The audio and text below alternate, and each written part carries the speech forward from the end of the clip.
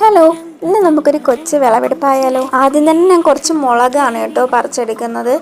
നല്ലോണം തന്നെ കായ പിടിച്ച് നിൽക്കുന്നുണ്ട്. അതിൽ പാകമായിട്ടുള്ള കുറച്ച് കായകൾ പറിച്ചെടുക്കുന്നുണ്ട്. ഈ മുളകൊന്നും പഴുത്തിട്ടുണ്ടെങ്കിൽ നമുക്ക് കിട്ടത്തില്ല കേട്ടോ, അത്രയും കിളികൾ തിന്നുകൊണ്ട് പോവും. നല്ല വലിപ്പം വെക്കുന്ന ഉണ്ടമുളകിന്റെ വിത്തുകളാണ് പാകിയിട്ടുണ്ടായിരുന്നത്. അങ്ങനെ വളർന്നു വന്ന ഒരു മുളക് ചെടിയിലാണ് കേട്ടോ ഇതേ കണക്കത്തെ മുളകുകൾ ഉണ്ടാകുന്നത്. ഇത് ഏതിനം മുളകാണെന്നൊന്നും അറിയത്തില്ല, എന്തായാലും നല്ലോണം കായ്ക്കുന്ന മുളകാണ് കേട്ടോ. അങ്ങനെ മുളകുകളെല്ലാം ഓരോന്നോരോന്നായിട്ട് പറിച്ചെടുത്ത് കഴിഞ്ഞപ്പോൾ ഇത് ഇത്രയും മുളകുകളാണ് കേട്ടോ നമുക്ക് കിട്ടിയിട്ടുണ്ടായിരുന്നത്. പിന്നെ ഇത് ഇവിടെ ഒരു വാഴ കൊലച്ചിരിക്കുന്നുണ്ട്. അപ്പോൾ അതിൻ്റെ കൂമ്പും കൂടി ഒന്ന് ഒടിച്ചെടുക്കാമെന്ന് കരുതി. കുരങ്ങന്മാരൊന്നും എടുക്കാതിരിക്കാൻ വേണ്ടിയിട്ടാണ് കേട്ടോ ഇതേ കണക്കിന് ഇലയൊക്കെ കൂട്ടി കെട്ടി വെച്ചിരിക്കുന്നത്. ഇത് നമ്മൾ കുറച്ച് നാൾക്ക് മുന്നേ ഒരു ടിഷ്യൂ കൾച്ചറിൻ്റെ വാഴത്തൈ വെച്ചിട്ടുണ്ടായിരുന്നതാണ്. അങ്ങനെ ഇത് നമ്മളെ കയ്യിൽ കിട്ടിയിട്ടുണ്ട്.